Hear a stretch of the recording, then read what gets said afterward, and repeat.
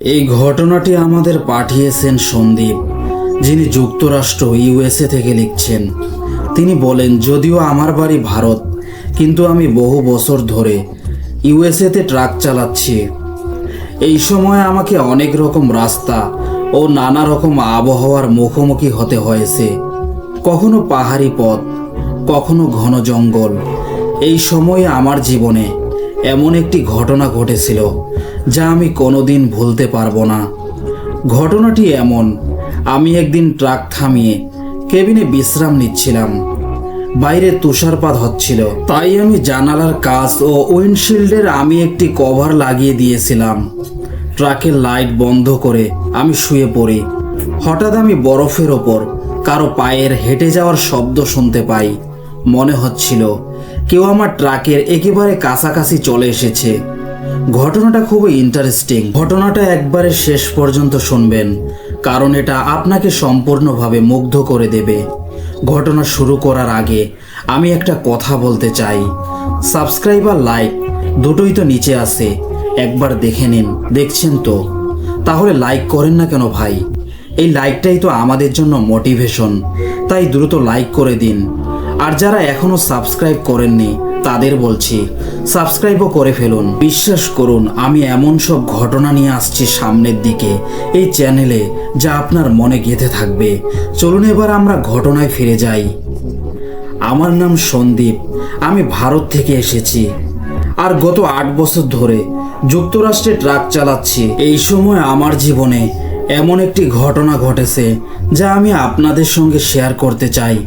ঘটনাটি কিছু এভাবে, আমি প্রতিদিনের মতো আমার লজিস্টিক কোম্পানি থেকে ট্রাক নিয়ে বের হই। আমার ট্রাকে তখন 2টি ট্রেইলার সংযুক্ত ছিল।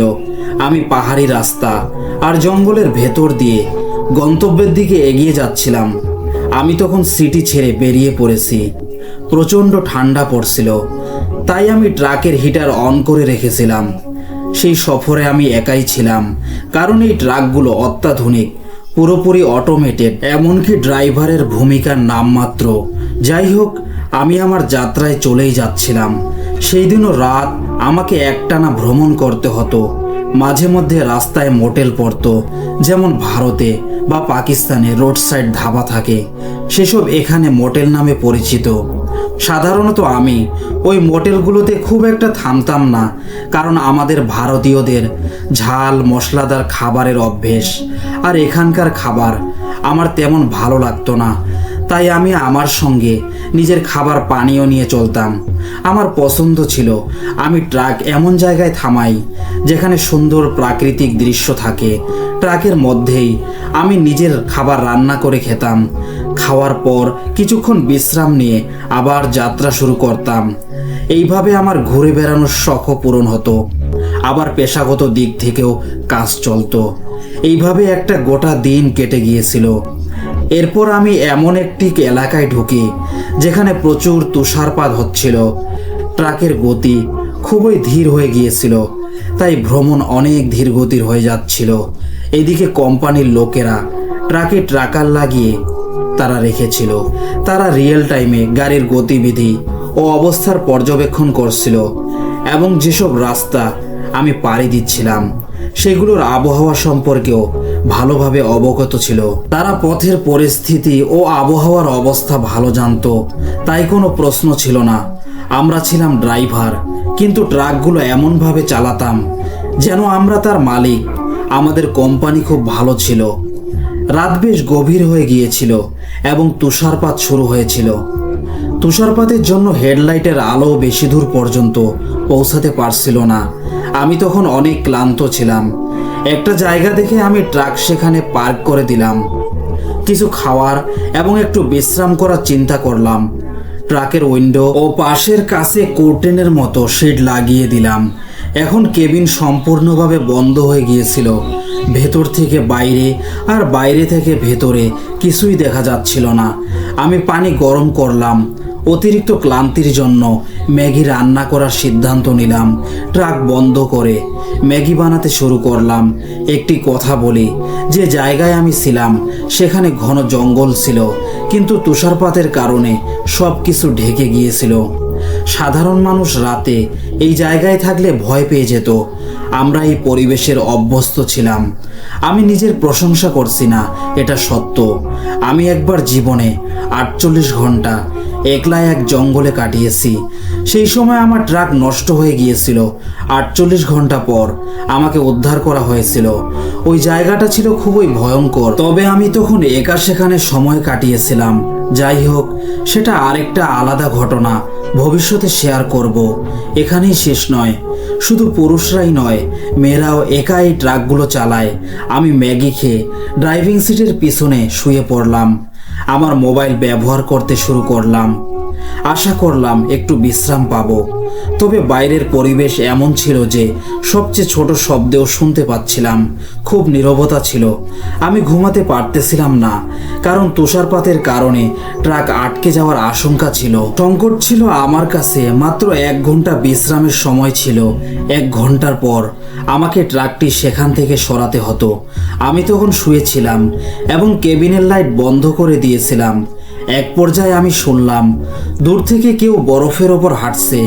প্রথমে আমার মন সেটি মানতে চায়নি, কিন্তু একটু মনোযোগ দিলে বুঝতে পারলাম সত্যি কেউ বাইরে হাঁটছে। কিন্তু চিন্তার বিষয় ছিল, এই জঙ্গলে বাইরে কে থাকতে পারে? আমার জানা মতে এখানে দূর দূরান্তে কোনো বসতি নেই। আর দ্বিতীয় বিষয়, সেই পা আমার কেবিনের খুব কাছে আসছিল। আমি চাইলাম যাতে বাইরে থাকা কেউ বুঝতে না পারে যে আমি ভিতরে কেউ আছে। আমি শ্বাস আটকে বসেছিলাম। পায়ের শব্দ আমার কেবিনের খুব কাছে এসে থেমে গেল।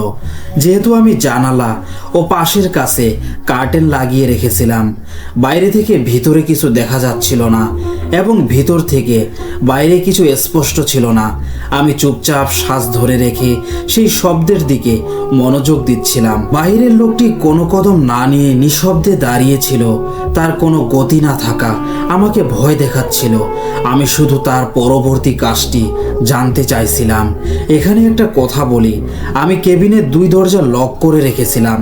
আপনি ভাবতেই পারেন কেউ বাইরে দাঁড়িয়ে আছেন কিন্তু কিছু করছেন না, আর সময় কেটে যাচ্ছে। এক পর্যায়ে মনে হচ্ছিল হয়তো সে চলে গিয়েছে।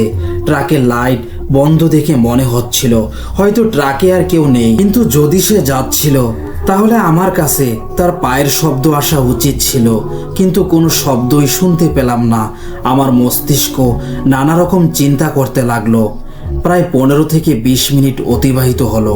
আমি দেখি ড্রাইভারের দরজার লক কেউ ঘোরাচ্ছিল। দরজাটি তো লক ছিল। আমার হার্টবিট দ্রুত বেড়ে গেল। আমি খুব ভয় পেলাম। এই এত ঠান্ডায় এতক্ষণ কেউ এত ধৈর্য ধরে দাঁড়িয়ে থাকতে পারে না। সে বারবার আমার দরজার লক ঘোরানোর চেষ্টা করছিল। আমি অসহায় অবস্থায় ছিলাম, কিছুই করতে পারতেছিলাম না। এটাই প্রথমবার ছিল আমি এতটা ভয় পেয়েছিলাম। কিছুক্ষণ পরে সে লক ছেড়ে দেয়। তারপর আবার সেই ভয়ানক নীরবতা। আবার তুষারের ওপর কারো হাঁটার শব্দ শোনা গেল। সে এবার ড্রাইভিং সাইড থেকে সরে অন্য পাশের দিকে যাচ্ছিল। শুধু পায়ের শব্দ শুনেই বুঝতে পারলাম সে ওই দিকে এসে লক খুলতে চেষ্টা করলো। আমি ভয়ে কেঁপে উঠছিলাম। ভেতর থেকে লক কাঁপছে। আমি ভাবলাম সে লক ভেঙে ঢুকতে পারে। কিছুক্ষণ চেষ্টা করে সে লক ছেড়ে দিল। পরে আবার গভীর নীরবতা। আমি শুধু বাইরের শব্দ শুনছিলাম। আরো কিছুক্ষণ নীরবতা চলল। আমি বুঝতে পারলাম কেউ আমার কেবিনের পাশে দাঁড়িয়ে আছে। প্রথমে সে লক ভাঙার চেষ্টা করেছিল, তারপর সেই জায়গায় দাঁড়িয়েছিল। কিন্তু ঘটনা এখানেই শেষ হয়নি। আমার কাছে দূর থেকে আরো 2 জনের তুষারে হাঁটার শব্দ আসলো। মনে রাখতে হবে আমি বাইরে কিছু দেখতে পারতেছিলাম না, শুধু শব্দ শুনে অনুমান করছিলাম। তাদের শব্দ শুনে আমি আরো ভয় পেয়ে কাঁপতে লাগলাম। আমি বুঝতে পারছিলাম বিপদ এখনো দূর হয়নি এবং আরো 2 জন আসছে। তারা ধীরে ধীরে আমার কেবিনের কাছাকাছি চলে আসলো, যেখানে প্রথম ব্যক্তি দাঁড়িয়ে ছিল। 3 জন মিলে কিছু কথা বলছিল, কিন্তু আশ্চর্যের বিষয় তারা স্প্রিংয়ের মতো খুব দ্রুত কথা বলছিল এবং তাদের ভাষা আমার বোঝার বাইরে ছিল। তবে আমি লক্ষ্য করলাম একজন ছিল পুরুষ, একজন নারী, আর একজন ছোট ছেলেই ছিল, মাত্র 12 থেকে 13 বছরের। মনে হলো দরজা খুলে বাইরে দেখে আসা উচিত।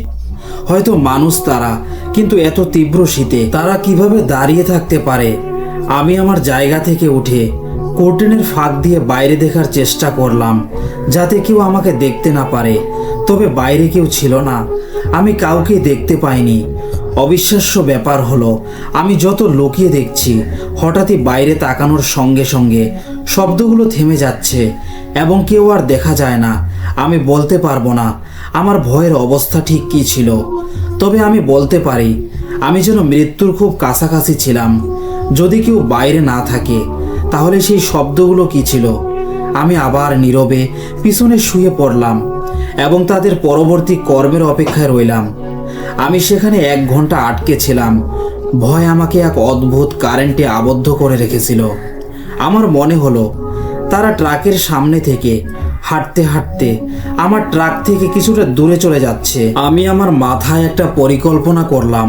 আমি ড্রাইভিং সিটে বসবো, ট্রাক চালু করব এবং তড়িঘড়ি সেখান থেকে চলে যাব, কারণ যত দ্রুত সম্ভব আমাকে ট্রাক এখান থেকে সরিয়ে নিতে হবে। যদি ভাগ্য সহায় হয়, তাহলে ট্রাকটিকে সামনে থেকে সরিয়ে একদম হঠাৎ চালু করতে হবে।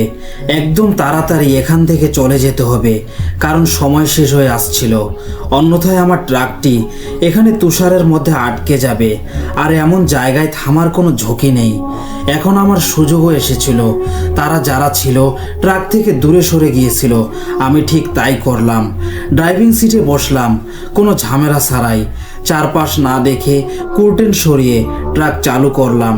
আমি সেখান থেকে চলে যাওয়ার চেষ্টা করলাম।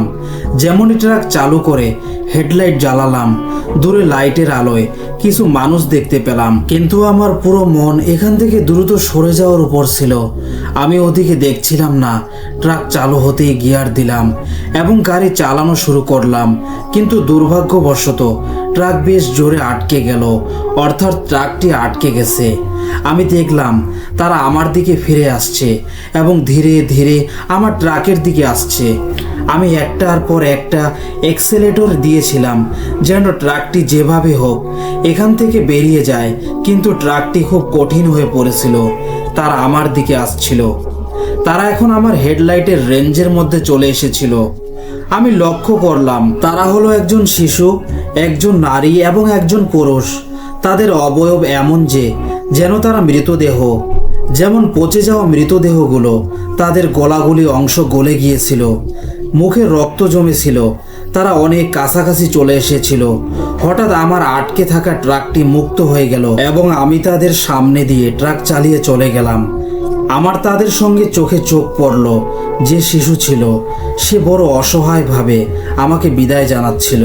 আমি সেই জায়গা থেকে চলে গেলাম, আর তারা আমাকে শুধু তাকিয়ে দেখছিল। তাদের কোনো প্রতিক্রিয়া ছিল না। আমি অনেক দূরে চলে গিয়েছিলাম। আমি সাইড মিরর দিয়ে তাদের দিকে তাকিয়েছিলাম। তারা 3 জন আমার চলে যাওয়া দেখছিল, আর আমি সেখান থেকে চলে গেলাম। কিন্তু ঘটনা এখানেই শেষ হয়নি, আরও অনেক কিছু ঘটতে বাকি ছিল। সমস্যা এখনও টলেনি, বরং বেড়েছে, কারণ তুষারপাতের কারণে দৃশ্যমানতা খুবই কম ছিল। সামনে কিছুই স্পষ্ট দেখা যাচ্ছিল না। ঠিক তখনই সামনে ব্ল্যাক আইসের কারণে একটি ট্রাক স্লিপ করে সাইডে আটকে যায়। আমি তাকে বের করার চেষ্টা করলাম, কিন্তু সে একদমই সরছিল না। এখন আমি আপনাকে বলি, আমাদের ট্রাকের মধ্যে একটি ওয়াকিটাকি থাকে। আমি সেটি ব্যবহার করে আমার বেসে ফোন করলাম এবং জানালাম আমার ট্রাক আটকে গেছে। আমি ফসকে পড়েছি। বেসে যারা বসে থাকে তাদের সিস্টেমে আমার লোকেশন দেখায়। তারা ম্যাপে দেখে আমার কাছে কোনো ওয়ার্কশপ আছে কিনা, এবং যদি থাকে তাহলে তার সাথে যোগাযোগ করার চেষ্টা করে। তারা আমাকে বলল যেখানে আমি আছি তার থেকে পূর্ব দিকে 5 কিলোমিটার দূরে একটি ওয়ার্কশপ আছে। সেখানে গিয়ে সাহায্য নেওয়ার কথা বলা হলো। তাদের সাথে যোগাযোগ ঠিকমতো হচ্ছিল না। তারা চেষ্টা করছিল। আমি বললাম এখানে কিছুই স্পষ্ট দেখা যাচ্ছে না। তুষার এত বেশি যে হাড় কাঁপিয়ে দেয়। আপনারা যেভাবে পারেন তাদের সাথে যোগাযোগ করুন। আমি পুরো কথা বলতে পারিনি যে এখানে কি কি অস্বাভাবিক ঘটনা ঘটছে। তাহলে এখন আমি ভাবতে লাগলাম, যদি আমি নিজে কিছু না করি তাহলে এই তুষারপাতের কারণে কয়েক ঘন্টার মধ্যে আমার ট্রাক তুষারে ঢাকা পড়ে যাবে। এমনকি কেউ সাহায্য করতেও আসবে না। আর আমি বিপদে পড়ে যাব। আমি নিজের শরীর গুছিয়ে নিলাম, জ্যাকেট পরলাম, একটি হেভি ডিউটি টর্চ এবং ওয়াকিটাকি নিয়ে নামলাম। আমি নিজেই ওয়ার্কশপ খুঁজতে যাচ্ছিলাম। এখন সমস্যা ছিল যে আমাকে আবার সেই একই রাস্তা দিয়ে ফিরে যেতে হয়েছিল যেখান থেকে আমি এসেছিলাম, এবং আমি সেখানে ওই পরিবারটিকে দেখেছিলাম, স্বামী, স্ত্রী এবং তাদের ছেলে। আমি চলতে লাগলাম এবং যখন আমি সেই লোকেশনে পৌঁছালাম তখন আমি দেখলাম 3 জনের পায়ের ছাপ সেই একই পথে যাচ্ছে। এটা আমার জন্য ভয়ঙ্কর ছিল, কিন্তু কোথাও একটা কৌতূহল ছিল যে তারা কারা। আমি যেই জায়গায় যেতে চেয়েছিলাম পায়ের ছাপগুলোও সেই দিকেই যাচ্ছিল। টর্চের আলোয় আমি ওই পায়ের ছাপগুলো অনুসরণ করতে থাকলাম এবং চলতে থাকলাম। বরফের মধ্যে হাঁটা কত কঠিন সেটা হয়তো তোমরাও জানো। প্রায় আধা ঘন্টা ধরে হাঁটতে হাঁটতে আমি ওয়াকিটকির মাধ্যমে আমার বেসের সঙ্গে সমন্বয় করছিলাম। তারা আমাকে গাইড করছিল যে আমি সঠিক দিকেই যাচ্ছি। তারা বলল, তুমি একদম সঠিক পথে যাচ্ছ। আমি তখন দেখলাম যে জঙ্গলের মাঝখানে একটা বাড়ি আছে এবং পায়ের ছাপগুলো সেই বাড়ির ভিতরে যাচ্ছে। আমি প্রথমে তো স্পষ্টভাবেই পায়ের ছাপগুলো অনুসরণ করছিলাম, কিন্তু যখন আমি বাড়িটা দেখলাম তখন নিজেকে লুকাতে শুরু করলাম। বাড়িটা খুব পুরনো, অনেক ভিন্টেজ ধরনের, আর আমি চুপচাপ চেষ্টা করলাম জানালার দিক থেকে ভেতর তাকাতে, যেন দেখতে পারি ওরা কারা আর এখানে কেন থাকে। আমি জানালার দিকে এগিয়ে গেলাম, কিন্তু ভেতরে কাউকে দেখতে পারলাম না। রুমের মধ্যে অঙ্গিনীতে আগুন জ্বলছিল, যেন কেউ এই রুমে আছে, কিন্তু আমি অন্য রুমের জানালা থেকেও তাকালাম, সেখানে কেউ ছিল না। আমি চুপচাপ বাড়ির প্রধান দরজার কাছে গেলাম এবং ধীরে ধীরে দরজা খুললাম। দরজাটা খুলে গেল। আমি নিজেকে লুকিয়ে ভেতরে ঢুকলাম এবং ধীরে ধীরে প্রতিটা রুম পরীক্ষা করতে লাগলাম, কিন্তু পুরো বাড়িতে কেউ ছিল না। এই সময় আমি একটা ভুল করেছিলাম। যদিও আমি জেমস বন্ডের মতো চলছিলাম, কিন্তু আমার কাছে লাগানো ওয়াকিটকির ভলিউম ফুল ছিল। এবং তারপর হঠাৎ একটি কল এলো। কলিং সন্দীপ, সন্দীপ, কলিং সন্দীপ, আপনি কেন এক জায়গায় থেমে গেছেন? আপনি ভালো তো? আপনি ঠিক আছেন তো? এই কথাগুলো শোনার আগেই বাইরে একটি কুকুরের ভোকার শব্দ শুনতে লাগলো। আমি বুঝতে পারলাম কেউ বাড়ির দিকে আসছে। আমি দ্রুত নিজেকে ওই রুমের ভেতরে থাকা একটি স্টোর রুমের মধ্যে লুকিয়ে ফেললাম এবং দীর্ঘ নিঃশ্বাস নিয়ে বসে রইলাম। স্টোর রুম থেকে আমি এমন একটি জায়গা খুঁজে নিলাম যেখান থেকে আমি রুমের ভিতরটা দেখতে পারবো।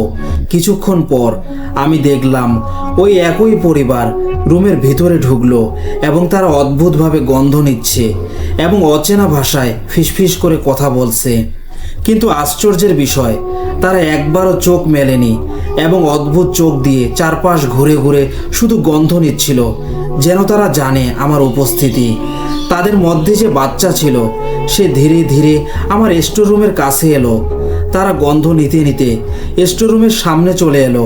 এই দৃশ্য দেখে আমার হৃদয় থেমে গেল। মনে হলো তারা বুঝে গেছে এখানে কেউ লুকিয়ে আছে। আমি দ্রুত চারপাশ চোখ বুলালাম এবং স্টোর রুমে একটি রোশনদান দেখতে পেলাম, কিন্তু সমস্যা ছিল সেখানে একদম গ্লাস লাগানো ছিল। আমি অন্ধকারে একটি ভারী বস্তু তুলে নিলাম, ঠিক জানি না আমার হাতে কি ছিল। আমি সেটি রোশনদানের গ্লাসে মারলাম এবং দ্রুত বাইরে লাফিয়ে পড়লাম। বাইরে পড়ে থাকা বরফের ওপর পড়লাম।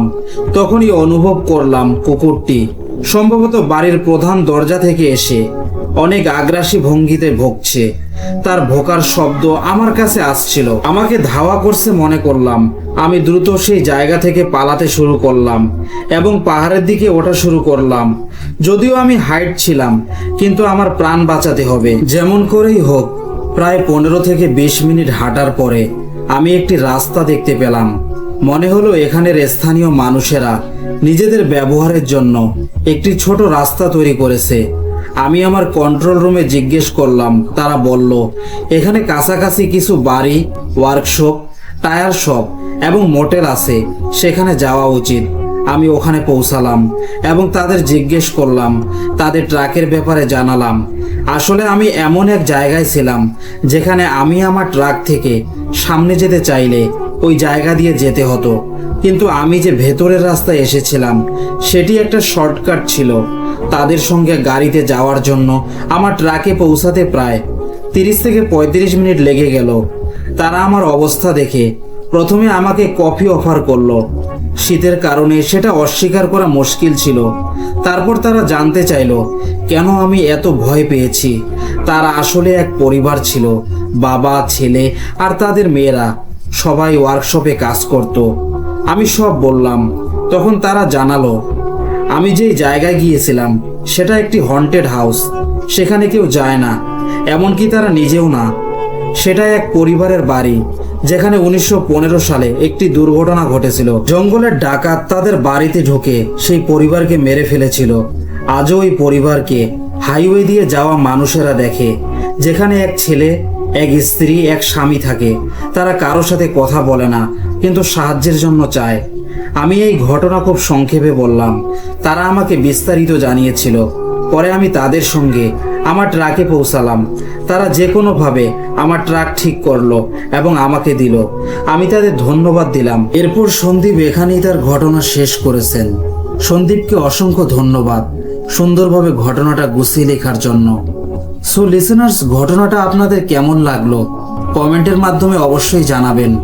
আর ঘটনাটা কতটা সত্য বা মিথ্যা জানাতে আপনারা ভুলবেন না। আর যদি আপনি আমার চ্যানেলে নতুন হন এবং লাইক বাটন দেখতে পান তাহলে দ্রুত লাইক করে দিন আর সাবস্ক্রাইবও করে নিন। এবার আমরা আরেকটি ঘটনার দিকে এগিয়ে যাই।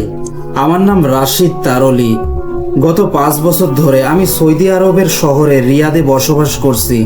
আমি পাকিস্তান থেকে আজাদ স্বাধীন ভিসায় এখানে এসেছিলাম এবং ইত্তিদার নামক একটি ওয়ার্কশপে আমার কাফিলের স্পন্সর সঙ্গে কাজ শুরু করি।